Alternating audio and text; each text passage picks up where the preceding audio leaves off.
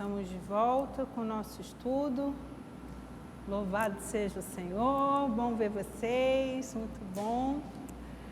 Deus é bom, amém? Nós sabemos que os dias são difíceis, que as lutas têm sido grandes, mas também sabemos da imensa misericórdia de Deus, da sua bondade, dos seus cuidados para conosco, amém? Em nome de Jesus, feche os seus olhos mais uma vez. Vamos estar orando mais um pouquinho, clamando ao Senhor pela sua presença gloriosa. Ó Pai, nós somos absolutamente dependentes de Ti, Senhor, dependentes do Teu Espírito para falar e para ouvir a Tua palavra, Senhor. Queremos, ó Deus, ter o nosso coração instigado, aguçando, Senhor, em nós a fome, a sede de Ti, Jesus, e da Tua palavra, do conhecimento dessa palavra preciosa que Tu deixaste para todos nós, Senhor. Temos aqui, Pai, o privilégio de termos Bíblias, Senhor, de toda sorte, Bíblias de estudo, Bíblias comuns, Bíblias em versões diferentes. Temos a liberdade de ler essa palavra sem precisar temer, ó Pai, que alguém possa nos punir por isso.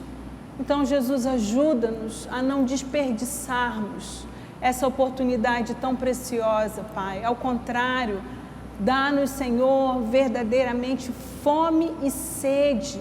E mais do que a fome, do que a sede, dá-nos, Senhor, alcançarmos o entendimento. Por isso nós te pedimos, Senhor, olhos que vejam, ouvidos que ouçam, coração que se arrependa, para que verdadeiramente possamos ser abençoados, transformados, edificados por meio dessa palavra preciosa e ainda mais, possamos transbordar sobre outros que estiverem à nossa volta, Senhor. Abençoa-nos nessa noite.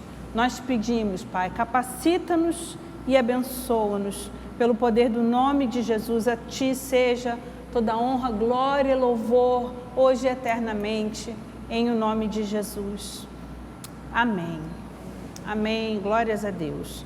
Nós vamos hoje dar continuidade ao estudo da semana retrasada, que foi o último estudo que tivemos, em que estávamos tentando responder a pergunta, né? Por que a Bíblia deve ser lida seguindo alguns princípios de interpretação?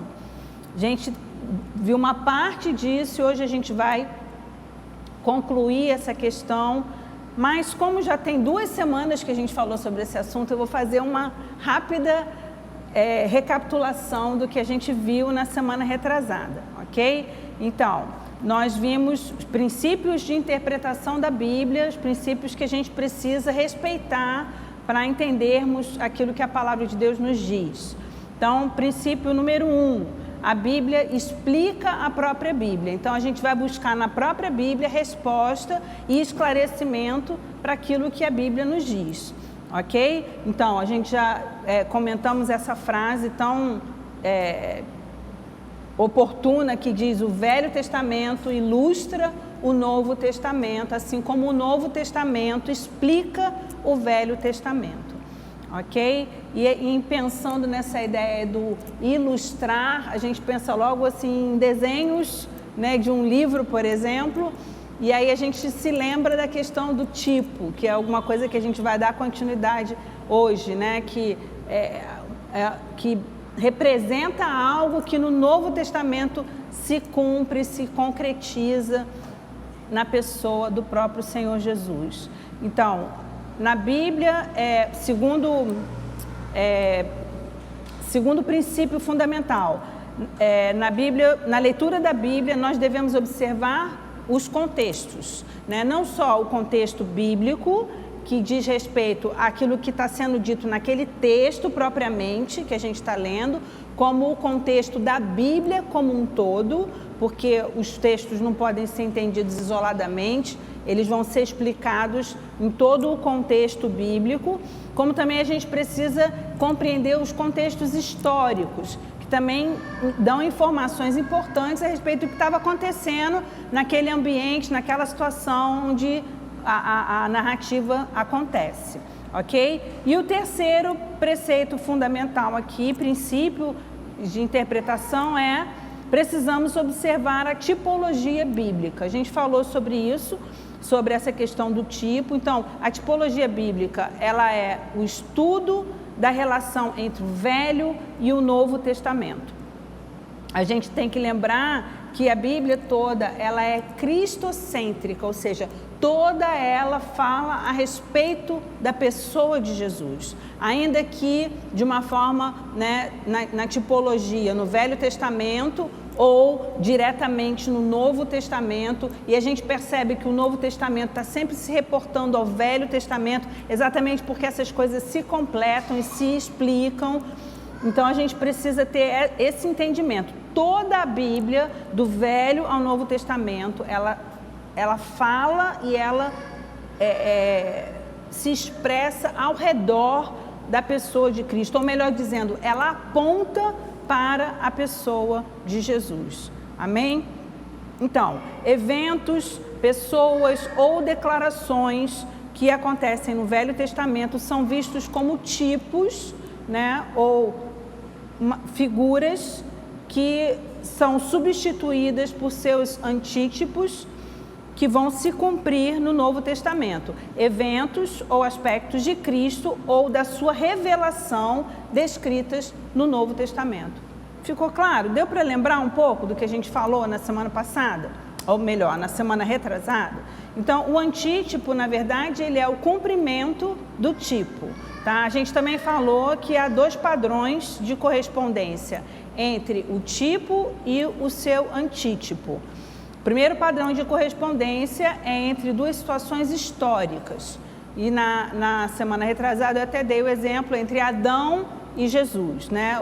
Adão é o homem que Deus criou perfeitamente, mas que por conta do seu pecado, da sua desobediência, deu entrada à morte, e ele então vem reproduzindo a morte. E Jesus, que é o seu antítipo, que a Bíblia chama de segundo Adão, que é o homem perfeito, que jamais pecou, e por conta da sua obediência e da sua vida, ele vem então reproduzindo homens perfeitos por meio do seu sacrifício, ok? Então há uma correspondência entre duas situações históricas. Adão, que existiu de fato, assim como Jesus, que também existiu de fato, um correspondendo ao outro, um antítipo para o seu tipo, ok? A outra correspondência entre o padrão celestial e o seu equivalente na terra. Aquilo que Deus descreve e que traduz de algo que é celestial, que nós não conhecemos e que nós vemos aqui, de alguma maneira, a sua representação. E aí o exemplo que a gente deu foi o tabernáculo de Moisés, que representa, na verdade, tudo aquilo que Jesus faria por nós, né? Todo o tabernáculo, que é algo que foi trazido dos céus, descrito por Deus a Moisés, com todas as medidas, com todas as simbologias e todas as representações ali, e que de fato se cumpre ali todo o propósito de Jesus Cristo por meio desse tabernáculo e do seu sacerdócio. Tá? Eu não vou explicar mais profundamente isso, porque a gente já falou sobre tudo isso na semana retrasada, e se você tiver dúvidas, se eu não estiver sendo muito clara, volte então no estudo 3, que você vai ter oportunidade de ver isso de uma forma mais explicada, ok? Então hoje a gente começa a partir desse ponto, tá? Aqui então vamos dar início ao nosso estudo de hoje. Se verificam 6 diferentes categorias de tipos de correspondência histórica, né? Ou seja, coisas que de fato existiram e que a gente vê o seu antítipo na pessoa de Jesus Cristo no Novo Testamento. Então vamos lá, primeiro tipo, primeira categoria de tipos que a gente vê. Pessoas, né? Vamos ler lá em Hebreus, na carta aos Hebreus, no capítulo 7, a partir do versículo 1, a palavra do Senhor nos diz assim: porque este Melquisedeque, rei de Salém, sacerdote do Deus Altíssimo, que saiu ao encontro de Abraão, quando voltava da matança dos reis, e o abençoou, para o qual também Abraão separou o dízimo de tudo. Primeiramente se interpreta rei de justiça, depois também é rei de Salém, ou seja, rei de paz, sem pai, sem mãe, sem genealogia, que não teve princípio de dias, nem fim de existência, entretanto feito semelhante ao Filho de Deus, permanece sacerdote perpetuamente. Então, o autor de Hebreus, ele está citando uma pessoa que de fato existiu, que era um sacerdote chamado Melquisedeque. Esse homem, fala-se a respeito dele lá em Gênesis, no capítulo 14, a partir do verso 18. A palavra de Deus nos diz assim, um texto muito semelhante ao de Hebreus. Vamos lembrar que Gênesis está lá no Velho, Hebreus está lá no Novo, e a gente está fazendo essa correspondência de Velho com o Novo Testamento. Então, lá no Velho Testamento, no livro de no livro de Gênesis, capítulo 14, a partir do verso 18, a palavra diz: Melquisedeque, rei de Salém, trouxe pão e vinho. Era sacerdote do Deus Altíssimo. Abençoou ele a Abraão, aqui ainda dizendo Abrão, que foi anterior à mudança do nome de Abrão. Ele se chamava originalmente Abrão e Deus, em determinado momento da sua vida, transformou o seu nome e ele passou a se chamar Abraão. Tá? Então, voltando, abençoou ele a Abrão e disse: bendito seja Abrão pelo Deus Altíssimo, que possui os céus e a terra. E bendito seja o Deus Altíssimo, que entregou os teus adversários nas tuas mãos.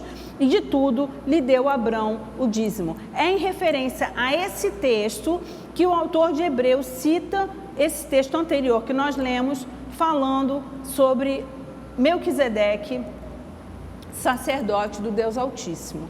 E eu acho assim muito interessante que Melquisedeque, ele é uma figura histórica, ok? Mas ele projetava o sacerdócio de Cristo. E aqui o autor de Hebreus faz exatamente essa comparação, né? Então, a pessoa, a gente está falando de uma categoria de tipos, que é uma pessoa. A pessoa de Melquisedeque representa a pessoa de Jesus Cristo. Ele é o tipo representando a pessoa de Cristo, ok? E aqui, porque ele, olha o que o texto de Hebreus fala, vamos voltar lá em Hebreus. Ele diz assim, primeiramente se interpreta, falando de Melquisedeque, rei de justiça, depois também é rei de Salém, ou seja, rei de paz. Justiça e paz, duas coisas que Jesus trouxe por meio do seu sacrifício na cruz. Ele trouxe a justiça e ele trouxe também a paz que a Bíblia diz que excede todo entendimento. E aí em seguida ele diz, sem pai, sem mãe. Vamos nos lembrar que apesar de José e Maria simbolizarem, ou atuarem na verdade como pais de Jesus, eles na prática não eram seus pais, porque Jesus foi colocado no ventre de Maria por obra do Espírito Santo de Deus. Ele não é fruto nem do óvulo de Maria, nem do espermatozoide de José.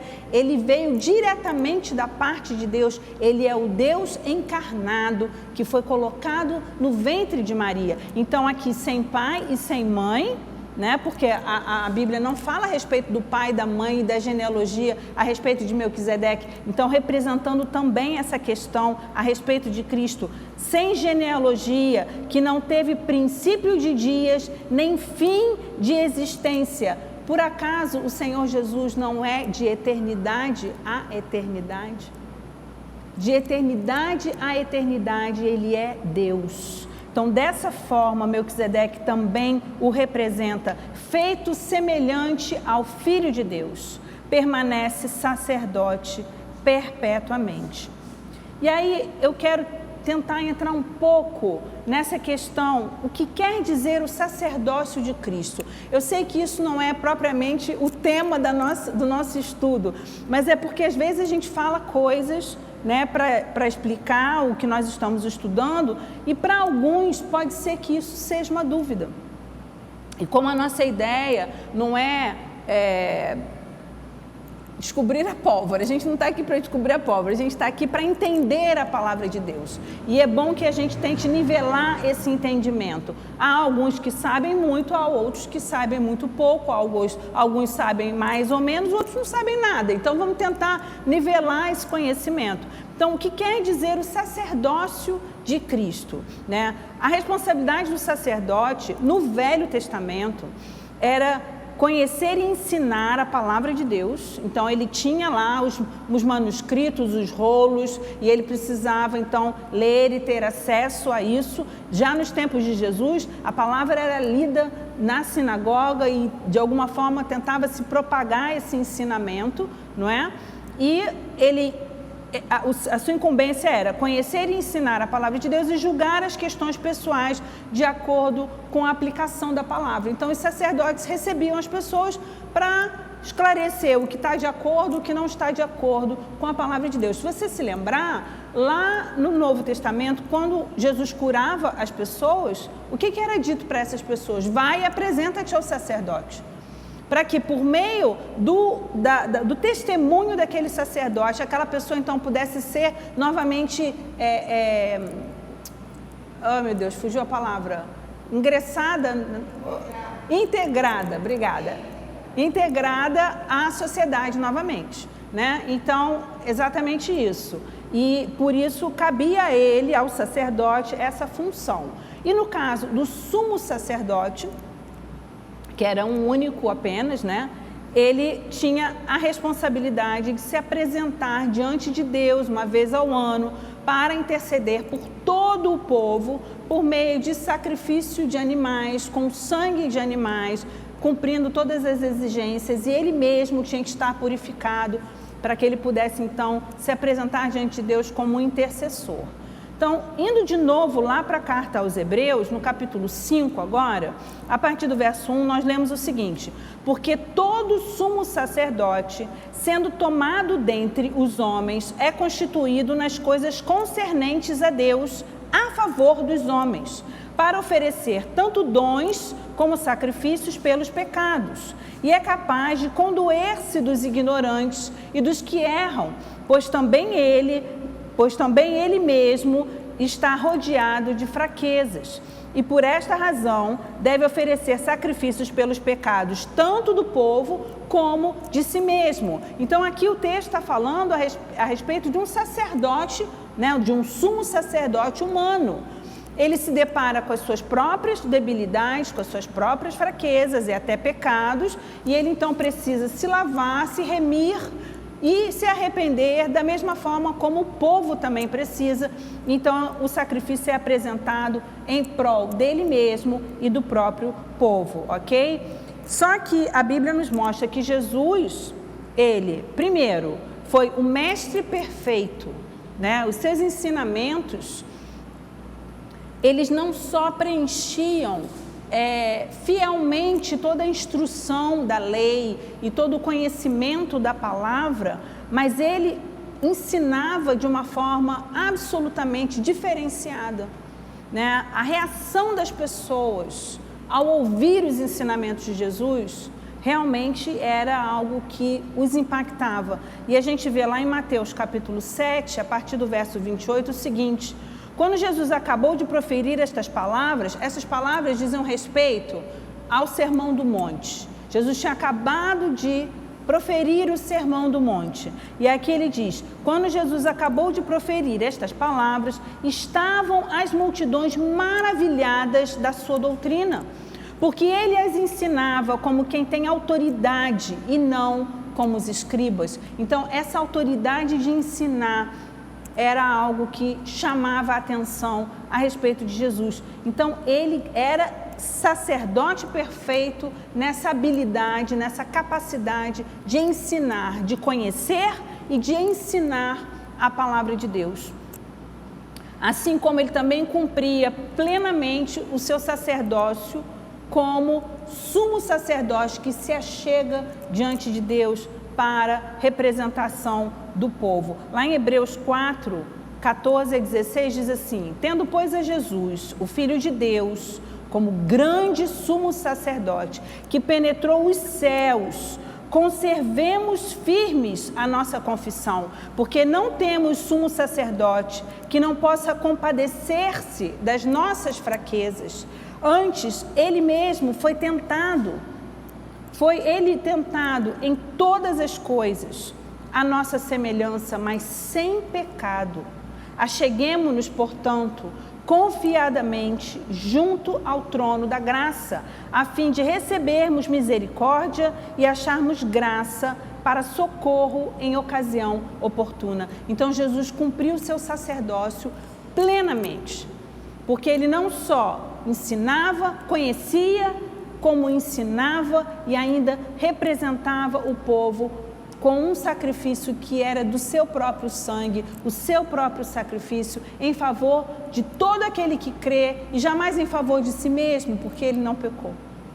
Então ele era o sacerdócio perfeito. E aí voltando então, né, a essa ideia da pessoa, né, das categorias de tipo, em que a gente está dando exemplo de pessoa, Melquisedeque foi o tipo e Jesus Cristo o antítipo de Melquisedeque, realmente traduzindo um sacerdócio perfeito, ok?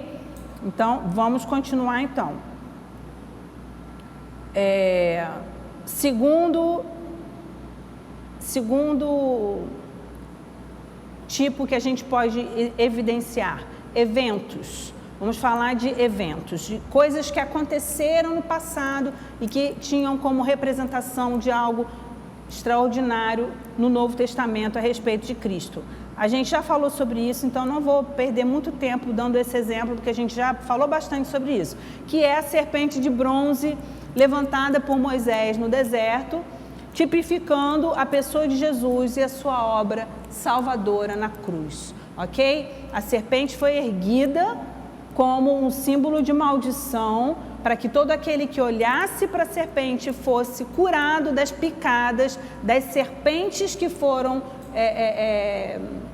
enviadas da parte de Deus para punir aquele povo rebelde. Assim como Jesus representa a nossa maldição, porque maldito é todo aquele que foi pendurado no madeiro, e Jesus foi pendurado na cruz, e ele levou sobre ele a nossa maldição, o nosso pecado, e todo aquele que olhar para Cristo e crer, né, que ele é ele nos substitui naquela morte, ele nos representa na morte que nos cabia. Então a palavra de Deus diz que nós somos salvos por meio da sua morte na cruz. Amém? Então esse seria evento.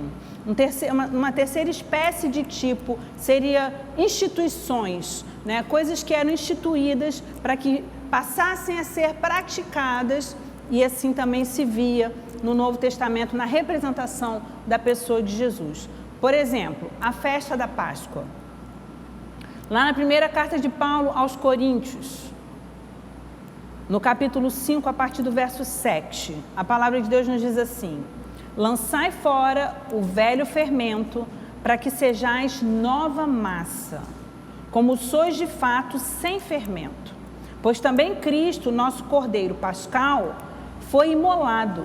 Por isso, celebremos a festa não com o velho fermento, nem com o fermento da maldade e da malícia, e sim com os asmos da sinceridade e da verdade.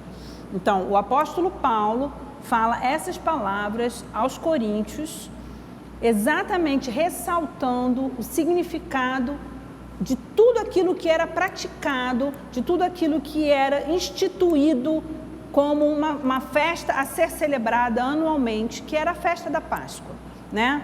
Então, o significado da celebração da Páscoa para a nação de Israel encontra o seu antítipo em Cristo, como o Cordeiro que tira o pecado do mundo. Então é importante a gente dar uma rápida lembrança do que era a festa da Páscoa, né? O povo estava saindo do Egito, ou tentando sair do Egito, e já 9 pragas haviam sido colocadas sobre os egípcios, a fim de que Faraó libertasse o povo de Israel. A 10ª praga então vinha para cumprir a morte dos primogênitos. E para que os primogênitos dos hebreus não viessem a morrer, Deus instituiu, né, por meio de Moisés, deu a instrução da celebração de uma cerimônia. E essa cerimônia foi chamada de Páscoa. E então, depois disso, Deus disse a Moisés: vocês vão celebrar essa festa anualmente, tá? Então, a festa consistia em um cordeiro perfeito seria imolado e o sangue desse cordeiro seria colocado sobre os umbrais das portas das casas dos hebreus. E aí, à meia-noite, quando passasse o anjo da morte, a casa que tivesse esse sangue e as pessoas guardadas dentro dessa casa não sofreria a perda do seu primogênito. E assim foi, mas a festa não se encerrava nisso, né? Ela tinha ainda uma continuidade de 7 dias com a orientação de que eles não comessem pães fermentados e que também viessem a comer ervas amargas, ou seja, tudo isso uma representação, né? O fermento representava o pecado, representava a impureza, representava toda sorte de malícia, e as ervas amargas, elas representavam o sofrimento que aquele povo havia sofrido no Egito durante todo o período de escravidão, e que eles então comiam as ervas como uma memória do que Deus havia feito para libertá-los, ou seja, uma lembrança do livramento que eles passaram então a experimentar, ok? Então, Israel foi liberto da escravidão do Egito, vamos fazer esse paralelo, né? E nós fomos libertos da escravidão do pecado. Agora, antes de eu continuar nesse paralelo, eu quero lembrar a gente o seguinte: Jesus morreu na cruz exatamente durante a festa da Páscoa. E isso, obviamente, não foi uma coincidência. Ele veio exatamente para cumprir a celebração dessa festa como o antítipo daquele cordeiro que era imolado e que livrava as vidas da morte, né? Então, Jesus ali, o Cordeiro de Deus, o Cordeiro Pascal, como nós lemos aqui em Hebreus capítulo 5, o seu sangue nos cobre e a Bíblia diz, nos purifica de todo o pecado, ok? Então, Israel foi liberto da escravidão do Egito e nós da escravidão do pecado.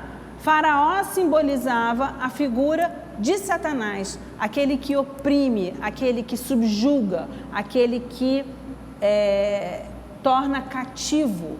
E de fato, aquele que está debaixo da maldição do pecado, ele é cativo, ele é escravo. E como todo escravo, ele não tem a liberdade de escolha, porque ainda que ele queira algo diferente daquilo, ele não consegue realizar, porque ele não é livre para isso, né? É como alguém que, aprisionado, por exemplo, por uma corrente, ainda que queira se distanciar daquele lugar, ele não consegue, porque a corrente o prende, a corrente o aprisiona. E assim o pecado nos aprisiona.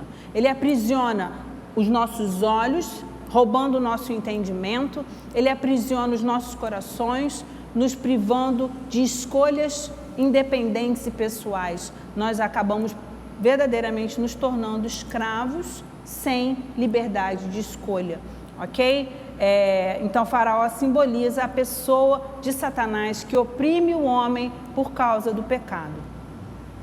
O Egito simboliza o mundo e a vida oprimida pelo pecado. Então, tudo aquilo que a gente fala, voltar para o Egito, né? Muitas vezes, quando tem esse tipo de analogia, a ideia é de voltar para o mundo, de voltar para o pecado, de voltar para uma quebra de comunhão com Deus, para um distanciamento dessa comunhão com o nosso Deus.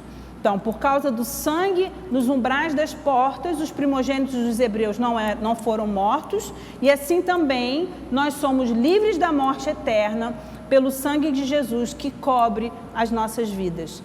Entende o paralelo?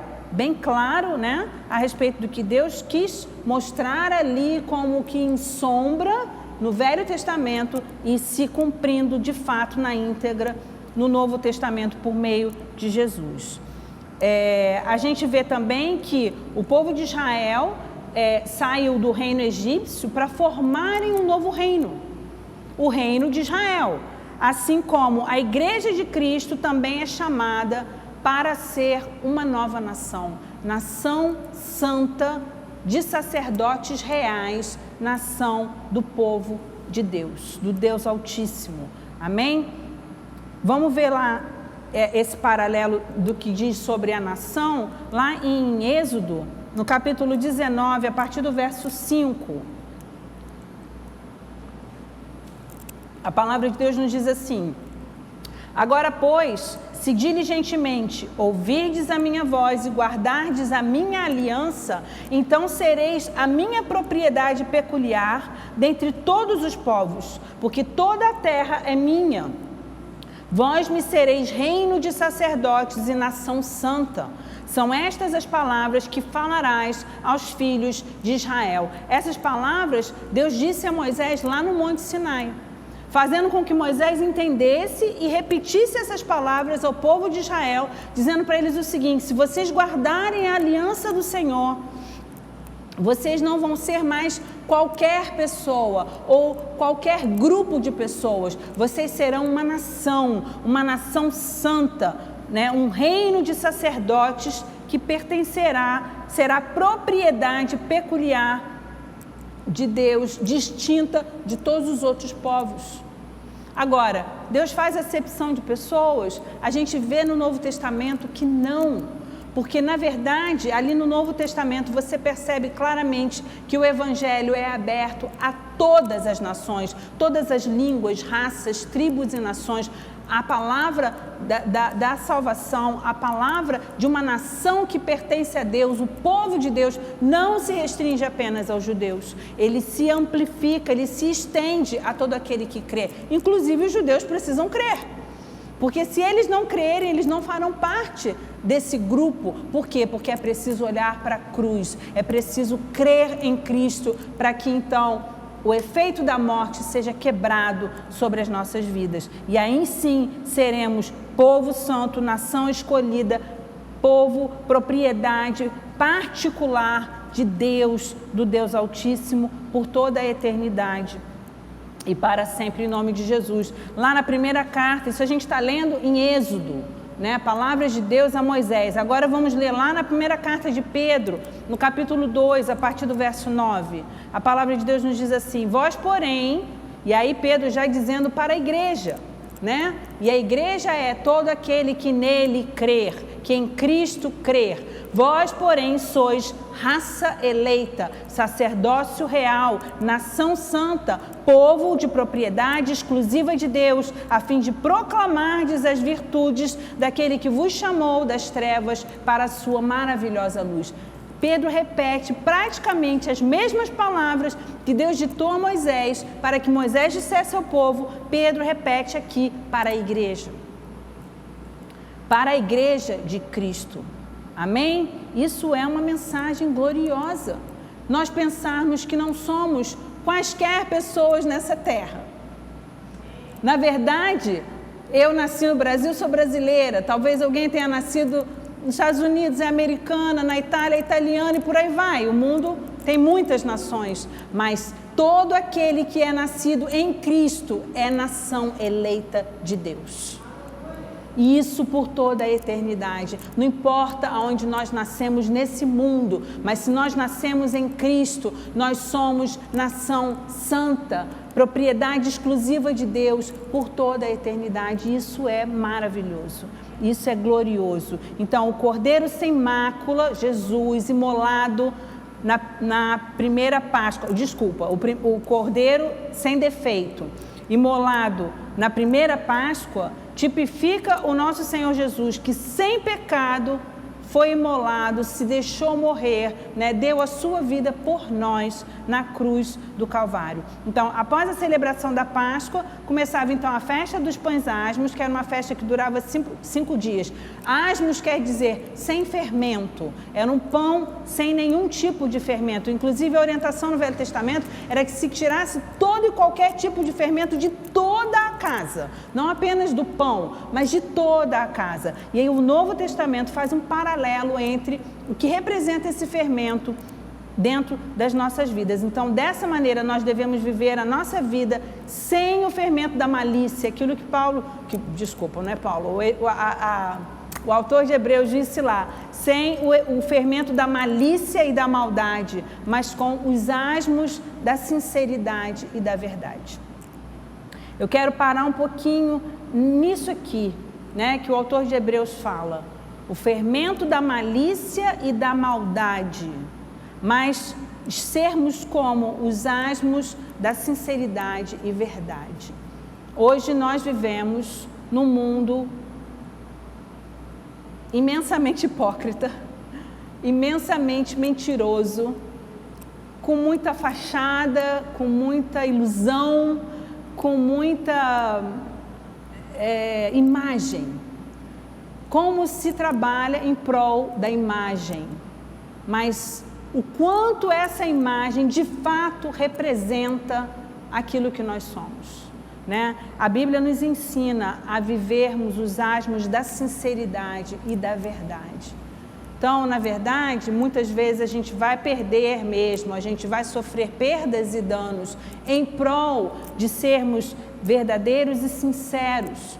E eu não estou falando de uma verdade grosseira, inadequada, né? Em que a gente às vezes diz assim, eu sou sincero, e aí a gente acha que isso é uma desculpa para ser grosseiro, para ser ofensivo. Não, não é isso que eu estou dizendo. Eu estou dizendo da sinceridade do coração.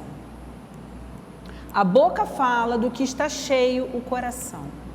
Então, eu preciso expressar uma sinceridade, uma verdade, um temor a Deus genuíno e um respeito ao próximo genuíno, não um discurso da boca para fora, não um discurso proforme, não um discurso politicamente correto. A política já denota a ideia da falsidade, porque é aquilo que faz parte de um jogo, né, de uma barganha, de uma negociação. E a proposta de Deus não é que nós sejamos politicamente corretos. A proposta de Deus é que nós sejamos genuinamente corretos, realmente verdadeiros e sinceros e puros, nos afastando da malícia e da maldade, da mentira e do engano e de toda sorte de falsidade. Que assim sejam as nossas vidas. Então, a celebração da Páscoa, ela tipifica a obra da cruz. Amém? Então, falamos sobre instituição. Agora, a quarta espécie de tipo que a gente vê na palavra de Deus. Lugares. A gente vê, por exemplo, muitas citações falando de Jerusalém e Sião. O que quer dizer Jerusalém e Sião? Ok, Jerusalém é o nome de uma cidade, Sião é o nome de um monte. Isso, né, de uma forma concreta, a gente vê que se trata disso, mas há uma tipologia a respeito desses dois nomes. Então, lá na carta aos Hebreus, no capítulo 12, a partir do verso 22, a palavra de Deus nos diz assim: mas tendes chegado ao monte Sião e à cidade do Deus vivo, a Jerusalém celestial e a incontáveis hostes de anjos e a universal assembleia e igreja dos primogênitos arrolados nos céus e a Deus, o juiz de todos, e aos espíritos dos justos aperfeiçoados. Então, esses versículos que estão descritos lá na carta aos Hebreus, no capítulo 12, ele fala a respeito do Monte Sião, mas tendes chegado ao Monte Sião e a cidade do Deus vivo, a Jerusalém celestial. Obviamente que esse texto não está se referindo ao monte que existe lá em Israel, chamado Sião, e obviamente que não está se referindo à cidade que está lá em Israel, chamada Jerusalém. É uma tipificação desses dois nomes, né? Jerusalém e Sião, desses dois lugares, na verdade. Então, Jerusalém e Sião tipificam a igreja de Cristo. Que doidice é essa? O que tem a ver Jerusalém e Sião com a igreja de Cristo? Se a gente vê lá, nesse texto de Hebreus, ele fala da Jerusalém celestial, incontáveis hostes de anjos e a universal assembleia e igreja dos primogênitos. Ele está se referindo exatamente a essa congregação que vai estar reunida na cidade celestial. Mas olha bem o que nos fala Apocalipse, capítulo 21, a partir do verso 1. A palavra de Deus diz assim: vi novo céu e nova terra. Ou seja, não é nada disso que nós conhecemos aqui, não tem nada a ver com esse planeta, não tem nada a ver com esse cosmos, não tem nada a ver com essa criação que nós vemos aqui hoje, que os nossos olhos conseguem ver, né? O apóstolo João, ele está descrevendo algo novo, que ele está vendo naquela visão, na revelação que Deus deu a ele ali a respeito do Apocalipse. Apocalipse, lembre-se, quer dizer revelação. Vi novo céu e nova terra, pois o primeiro céu e a primeira terra passaram, e o mar já não existe. Vi também a cidade santa, a nova Jerusalém, que descia do céu, da parte de Deus, ataviada como noiva adornada para o seu esposo. Quem é a noiva ataviada, adornada para o esposo que é Cristo? É a igreja. Ok? Então Jerusalém e aqui o Monte Sião, eles tipificam a igreja de Jesus. Quando a gente fala aqui em Apocalipse sobre a cidade santa que desce do céu ataviada como noiva adornada para o esposo, essa é a igreja de Jesus. Amém? Então vamos lá para o quinto tipo, para o quinto espécie de tipo. Agora, objetos, né? Esse exemplo em particular eu acho lindo, muito lindo. Aliás, a Bíblia é muito linda, né? Vamos ver lá, um objeto, um incenso no altar do tabernáculo. Então, voltando à história do tabernáculo. Eu acho que vale a pena a gente fazer um estudo só sobre o tabernáculo, que é uma coisa riquíssima, né? Que tem muito para ensinar para a gente. Então, vamos lá. Lá em Êxodo, capítulo 30, Deus dando instruções a Moisés e a Arão. Arão, para quem não sabe, era irmão de Moisés, sacerdote. Ok? Ele foi colocado como sacerdote. E aí a instrução dada era: Arão queimará sobre ele um incenso aromático cada manhã. Quando preparar as lâmpadas, o queimará. Quando ao crepúsculo da tarde acender as lâmpadas, o queimará.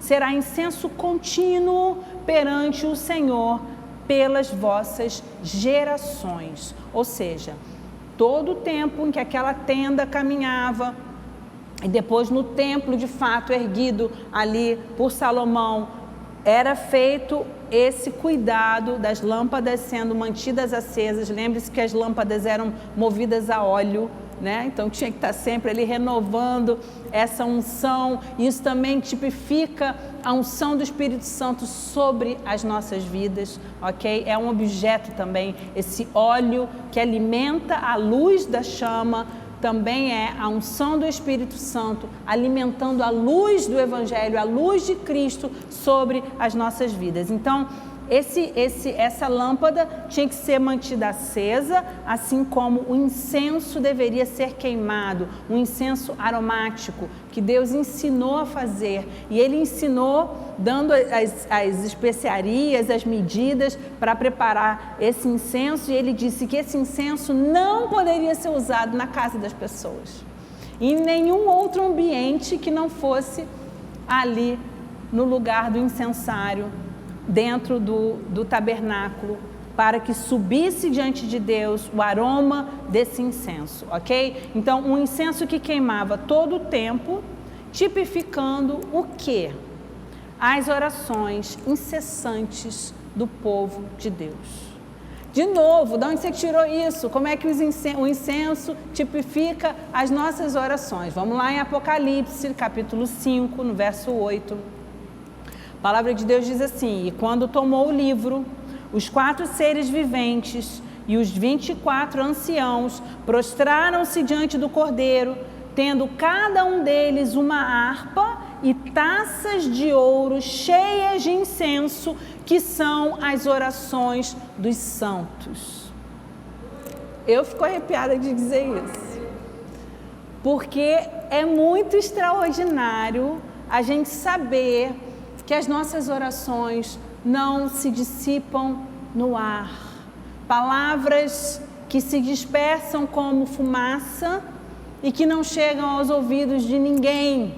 Até porque muitas vezes elas são feitas num lugar secreto. Entra no teu quarto, fecha a tua porta e ora ao teu pai em secreto. E o teu pai que te vê em secreto te responderá. Então a gente tem a oportunidade de estar ali sozinho, falando palavras diante de Deus, falando as nossas orações. Quem está ouvindo a gente? Nós não estamos vendo Deus ali diante da gente. Isso é fé. Nós cremos que Deus está ali, porque Ele diz que estará ali ouvindo a nossa oração. E a nossa oração é recolhida. E ela é recolhida em taças de ouro, cheias de incenso. Que incenso é esse que sobe como um aroma suave? As nossas orações são um incenso diante de Deus. Mover o incensário diante de Deus é apresentar diante dele as nossas orações. Agora, eu acho interessante a gente pensar que há maneiras certas de se orar. Isso também merecia um estudo a respeito disso. Porque nós não podemos simplesmente, sem temor e sem certo zelo, chegar diante de Deus, sem reverência, chegar diante de Deus e simplesmente vomitar as nossas palavras. Eu não quero dizer que nós não possamos, em algum momento de grande desespero e aflição, derramar o nosso coração na presença de Deus. E ali derramar tudo que está dentro do nosso ser de uma forma muito expressiva e verdadeira. Nós devemos fazer isso, mas nós devemos fazer isso sempre com muito temor e com muito zelo e com reverência. Porque essas palavras não estão sendo apresentadas diante de qualquer um. Elas estão sendo apresentadas diante do Rei Altíssimo. Vamos lembrar daquilo que a gente comentou a respeito de Esther, quando ela queria e precisava chegar na presença do Rei Assuero, e ela se adornou, se vestiu, se preparou, e com muito temor, ela se colocou na entrada daquela sala real, sabendo que ela poderia ser condenada à morte por essa ousadia. Mas por meio daquele cetro que foi erguido para ela, e no nosso caso, por meio do sangue de Jesus que nos lava e nos purifica de todo pecado, nós temos acesso à entrada da presença de Deus. E com esse temor de saber a respeito de quem nós estamos nos colocando, né? Diante do Deus Altíssimo, Santo e maravilhoso. É esse temor que deve pautar o nosso coração na hora da nossa oração. Amém? De novo eu quero dizer que não é que nós não possamos derramar o nosso coração diante de Deus, nós devemos derramar, mas sempre tentando escolher as palavras, né? Eu às vezes escuto as pessoas falando a respeito de algumas orações que colocaram diante de Deus que me dão temor, porque às vezes eu não vou julgar o olhar de Deus a respeito daquilo, porque só Deus sabe de que maneira Ele viu, mas gera um temor no meu coração, a forma de nós falarmos diante do Senhor. E aí, como esse incenso, né, ele é contínuo, ele é ininterrupto, o incenso que precisa estar sendo erguido na presença do Senhor, nós vamos lá na primeira carta de Paulo aos Tessalonicenses, no capítulo 5, 17, e o apóstolo Paulo diz: orai sem cessar. Como que é interessante essa coisa de um incenso contínuo, né? E as nossas orações serem contínuas. A gente pode entender de muitas formas essa oração contínua, né? Porque como igreja eu oro, em seguida você ora e o outro ora, e a oração dos santos é contínua, né? Em todo o tempo a igreja está em oração, seja aqui, seja ali, seja, né, por meio de cada um dos santos de Deus. Amém, glória a Deus. Mas também a palavra de Deus nos ensina de fato a orarmos sem cessar. E há muitas maneiras de nós orarmos. Nós podemos estar trancados no nosso quarto em uma oração secreta, nós podemos estar orando dentro da nossa própria mente, em pensamento, ainda que estejamos trabalhando e fazendo alguma coisa. Nós podemos estar falando com Deus, mesmo que, óbvio que não em ambientes públicos, mas dentro da nossa casa a gente pode estar falando com Deus. Aliás, andar de máscara na rua é uma bênção, porque a gente pode orar aberta, de boca aberta, e ninguém percebe, porque a gente está ali falando com Deus, orando, que eu já passei por maluca muitas vezes. Assim, muitas situações em que eu estava na rua, andando, me dirigindo a algum lugar, a aflição, ou a preocupação, ou o anseio de orar vinha ao meu coração, e eu ia falando com a boca mexendo sozinha, tipo doido mesmo. Só que a máscara dá uma bela disfarçada, né? Então a gente consegue orar aí sem que as pessoas pensem que a gente está falando sozinha que nem doido. Outra alternativa boa é o fonezinho que parece estar falando no celular com alguém. Então, você está ali orando à vontade, o outro está pensando que você está no telefone com alguém, você está numa linha direta ali com Deus. Mas também nós podemos orar em outras línguas, que não impede que a nossa mente trabalhe, porque uma coisa está separada da outra. Mas eu não vou falar sobre esse assunto agora.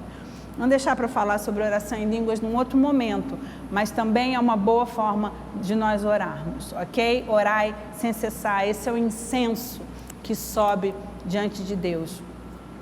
E a sexta forma de tipo que nós vemos na Bíblia são os ofícios, são as funções, né? Então, por exemplo, funções que recebiam uma unção especial para serem exercida. A gente vê que a função de profeta, a função de rei e a função de sacerdote eram três funções que, para o indivíduo exercer essa função, ele era ungido especificamente para esse trabalho, tá? Mas a gente vê também coisas interessantes, como lá na construção do tabernáculo, isso sempre me despertou muita admiração.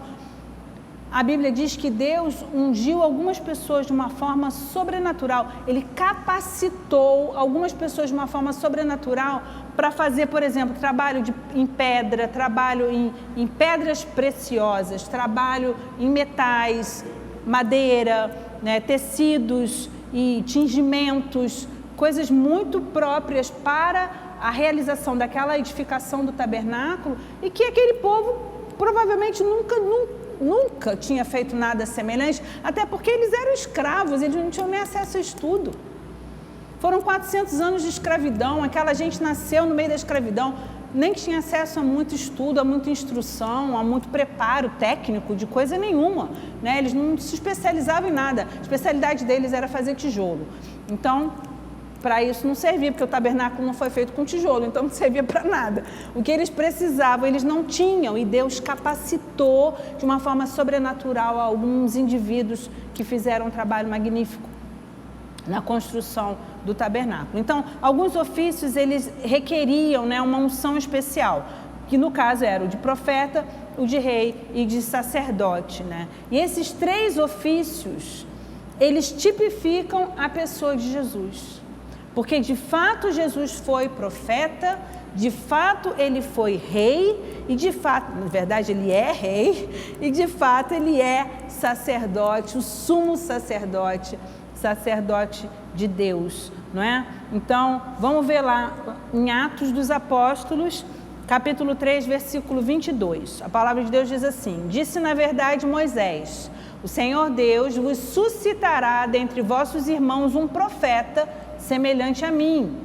A ele ouvireis em tudo quanto vos disser. E de fato, Jesus era reconhecido como profeta, mesmo entre os judeus daquela época que não gostavam dele.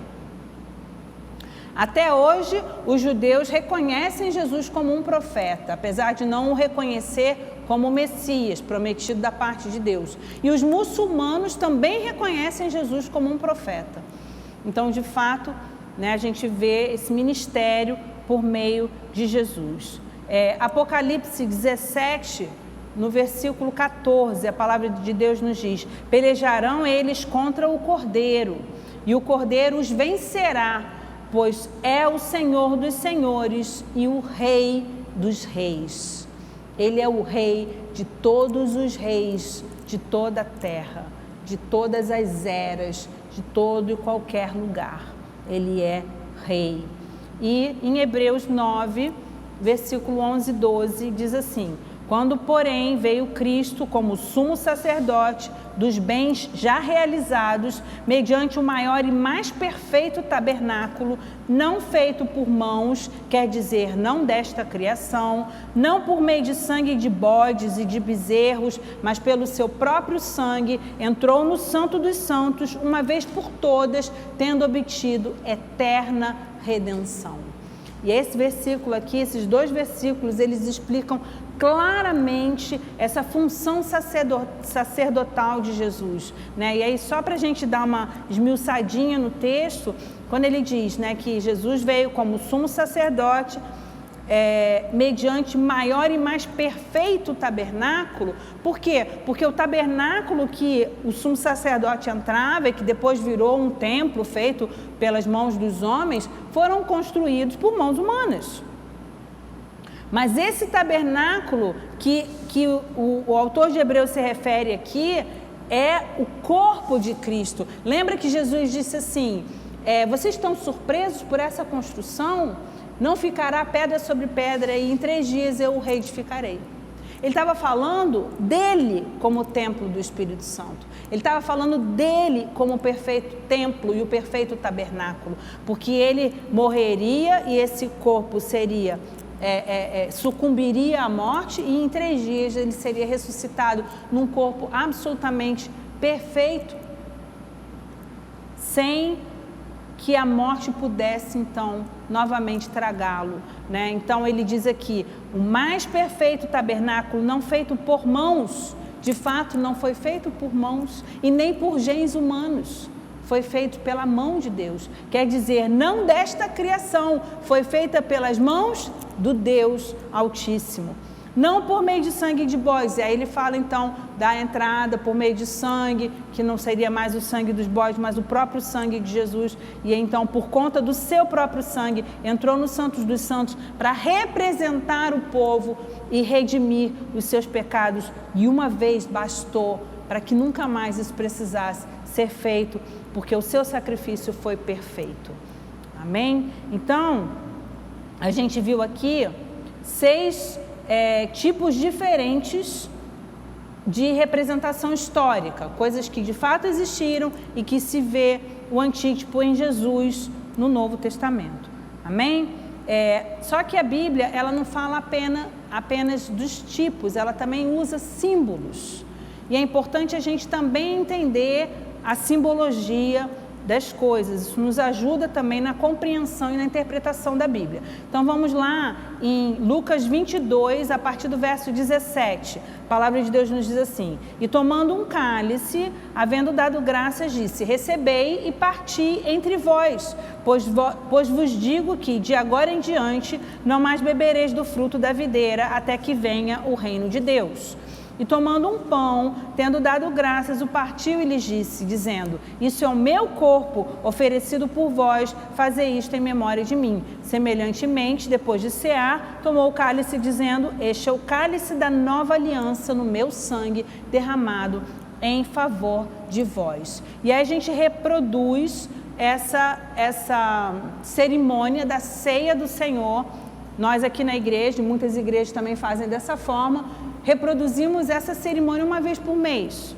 Tomamos a ceia do Senhor. E a ceia do Senhor é composta de vinho, no caso aqui a gente bebe o suco de uva, que também é fruto da videira, e o pão. Então, o que representa o pão e o vinho? O pão e o vinho simbolizam o corpo e o sangue de Jesus, como o próprio Jesus explicou aqui no texto que a gente acabou de ler em Lucas. Tá? Essas palavras que nós lemos em Lucas 22 são palavras do próprio Senhor Jesus. E Ele mesmo diz que o pão é o seu corpo e o vinho é o seu sangue. Mas ele não está falando de uma transubstanciação. O pão não é o corpo transubstanciado de Jesus e nem o suco não é o sangue transubstanciado. Ele é uma simbologia. O pão é pão, que simboliza o corpo de Cristo. E o suco ou vinho é vinho, que simboliza o sangue de Jesus. Ok? Então, a comunhão com o corpo e o sangue de Cristo é uma comunhão espiritual. Não é uma comunhão literal. Nós não nos alimentamos literalmente do corpo e do sangue de Jesus. É uma comunhão espiritual. Os elementos não são transubstanciados, ok? A Bíblia também faz uso de parábolas. E a gente tem inúmeros exemplos de parábolas, né? E aqui eu quero mostrar uma alegoria, que são parábolas e alegorias que a Bíblia utiliza, que está escrito lá em Gálatas, capítulo 4. Diz assim, a partir do verso 22. Pois está escrito que Abraão teve 2 filhos, um da mulher escrava, o outro da livre. Mas o da escrava nasceu segundo a carne, o da livre mediante a promessa. Essas coisas são alegóricas, porque estas mulheres são 2 alianças. Uma, na verdade, se refere ao Monte Sinai, que gera para a escravidão. Esta é Agar. Ora, Agar é o Monte Sinai na Arábia e corresponde a Jerusalém atual, que está em escravidão com seus filhos. Mas a Jerusalém lá de cima é livre, a qual é nossa mãe, porque está escrito: alegra-te, ó estéril, que não dás à luz, exulta e clama, tu que não estás de parto, porque são mais numerosos os filhos da abandonada que os da que tem marido. Vós, porém, irmãos, sois filhos da promessa, como Isaque. Como, porém, outrora, o que nascera segundo a carne perseguia ao que nasceu segundo o Espírito, assim também agora. Contudo, que diz as Escrituras? Lançai fora a escrava e seu filho, porque de modo algum o filho da escrava será herdeiro com o filho da livre. E assim, irmãos, somos filhos não da escrava e sim da livre. Então, aqui no caso, o apóstolo Paulo está falando aos Gálatas a respeito dessa alegoria das 2 mulheres que geraram filhos a Abraão. Agar, que gerou Ismael, e Isaque, que foi gerado por Sara. Só que Isaque era o filho que Deus havia prometido. Deus, em momento algum, disse para Sara ou para Abraão: olha, já que a tua mulher não está conseguindo engravidar, vamos tentar a sorte aí com uma concubina, né? Não, essa ideia não veio de Deus. Essa ideia veio de Sara, porque ela estava desesperada que a promessa não se cumpria e ela achou que ela precisava ajudar Deus a cumprir a promessa. Na verdade, nós não precisamos ajudar Deus a cumprir nenhuma de suas promessas, né? Então, por essa precipitação, veio o filho da escrava. E, na verdade, essas 2 mulheres, esses 2 filhos representam as 2 alianças. A aliança da lei e a aliança da graça por meio de Jesus Cristo. Então, são 2 mulheres, são 2 alianças, são 2 filhos. Um é a linhagem da carne, segundo a carne, e o outro é a linhagem espiritual. O que isso quer dizer? A linhagem segundo a carne é, de fato, a descendência de Abraão. Todos aqueles que, de alguma maneira, são filhos legítimos dessa genealogia que vem desde Abraão. Então, são os judeus e todos os seus descendentes, ok? Todos os hebreus e seus descendentes até o dia de hoje. Essa é a linhagem segundo a carne. Mas a linhagem espiritual é todo aquele que entra para o reino de Deus, que entra para a adoção como filhos de Deus, que entra para a nação real, nação de Deus, por meio do sacrifício de Jesus. E aí essa linhagem é espiritual. Por isso que a Bíblia diz, suscitarei filhos, destas pedras suscitarei filhos a Abraão. Por quê? Porque Deus vai suscitar filhos a Abraão que não são filhos legítimos da linhagem da carne, mas são filhos espirituais por meio daquele que nos comprou para essa adoção legítima. Ok? Então, é uma linhagem espiritual. O povo de Deus não é mais apenas os judeus.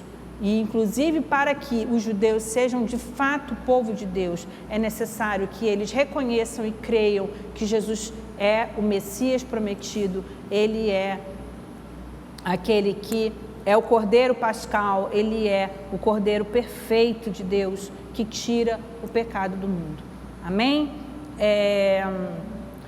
Bom, tudo isso nos mostra o quanto que a Bíblia se harmoniza entre si e o quanto Deus o tempo inteiro esteve e está orquestrando todas essas coisas. Nada é por acaso, nada está ali à toa, nada aconteceu porque aconteceu, né? Deus tem toda uma regência, né? Obviamente que respeitando o livre-arbítrio que Ele deu ao homem, tanto que lamentavelmente muitos perecem e muitos perecerão por sua própria escolha, né? De não quererem caminhar debaixo da obediência à palavra de Deus. Então, é importante e muito importante que a gente conheça essa palavra para que a gente possa compreender a mente de Deus, a mente de Cristo, e isso venha também transformar, né, renovar a nossa mente, promovendo em nós uma verdadeira transformação. A nossa capacidade de compreensão da palavra, ela está intimamente relacionada ao nosso amadurecimento espiritual. E o apóstolo Paulo fala disso claramente. Eu queria dar para vocês alimento sólido, mas vocês ainda estão no leite.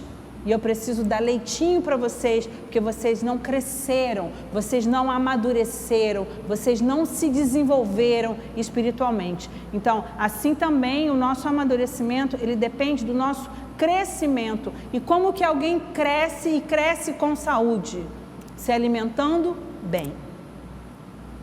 E aí a palavra de Deus mesmo diz a respeito dela mesma, que ela é o verdadeiro alimento espiritual para as nossas vidas. Então, nosso crescimento espiritual está intimamente ligado ao alimento que nós temos, que é a palavra de Deus. Quanto mais nos alimentamos dessa palavra, mais crescemos. Quanto mais crescemos, mais amadurecemos. E quanto mais amadurecemos, mais frutificamos, somos transformados e moldados à imagem e semelhança do nosso Senhor Jesus. Amém? Só para finalizar, vamos ler lá rapidinho, Mateus 4:4. A palavra do Senhor nos diz assim: Jesus, porém, respondeu: está escrito, não só de pão viverá o homem, mas de toda a palavra que procede da boca de Deus. Toda a Bíblia procede da boca de Deus. A Bíblia fala, toda a palavra é inspirada por Deus. Toda ela foi inspirada. Homens inspirados pelo Espírito Santo foram movidos a escrever essa palavra. Muitos dizem que essa palavra foi escrita por homens, mas a Bíblia diz que ela foi escrita pelo mover do Espírito Santo de Deus. E eu creio nisso. E eu espero que você também creia e que a gente possa então usufruir dessas palavras gloriosas que estão escritas na Bíblia. Amém? Ok, então vamos encerrar. Encerramos toda essa parte de instrumentos de interpretação da Bíblia e a partir da semana que vem nós vamos ver outras questões sobre por que a Bíblia. Amém? Então vamos lá, vamos orar. Feche os seus olhos, coloque a sua mão no seu coração, se você tiver vontade, se isso for um desejo ardente seu. Vamos colocar diante de Deus a nossa vida, pedir ao Espírito Santo de Deus que venha nos encher. Senhor, nós queremos nos alimentar, não de migalhas, mas desse banquete, Senhor, que Tu nos disponibiliza por meio da Tua palavra. E nós queremos, Senhor Deus, nos alimentar dia após dia, de forma que possamos crescer e nos tornar maduros e aptos a nos aprofundarmos no entendimento da Tua palavra, Senhor. Então, Jesus, ajuda-nos. porque não basta conhecermos a letra, não basta sabermos o que está escrito, é preciso compreender e compreender de tal maneira que isso venha transformar, renovar a nossa forma de pensar e, por conseguinte, a nossa forma de ser, de viver, de agir, Senhor. Abençoa-nos, Pai, porque queremos a Tua mente, queremos o Teu pensar, queremos o Teu olhar, a Tua forma de entender e de viver a cada dia, Senhor. Por isso, esvazia-nos de nós mesmos, esvazia-nos, Senhor, da cultura desse século, do olhar e do pensamento desse mundo, Senhor, e ajuda-nos a vivermos conforme a Tua palavra. Nós te rendemos graças por essa noite, entregamos as nossas vidas em Tuas mãos e te pedimos, Espírito Santo, vivifica em nós tudo isso que estudamos e tudo que precisamos conhecer e entender, para que dia após dia estejamos verdadeiramente crescendo e amadurecendo pelo poder do nome de Jesus. Te rendemos graças por tudo, ó Pai. Agora, Senhor, leva-nos em paz e em segurança de volta aos nossos lares. Que a graça do Senhor Jesus, o amor de Deus Pai e a comunhão com o Teu Espírito Santo sejam com todos nós e com todo o Teu povo espalhado pela terra, hoje e para sempre, em nome de Jesus. Enche-nos, Senhor, com o Teu Espírito e aviva-nos dia após dia, em o nome de Jesus. Amém, Senhor. Amém. Boa noite a todos. Até a nossa próxima quarta-feira, estudando Por que a Bíblia. Amém?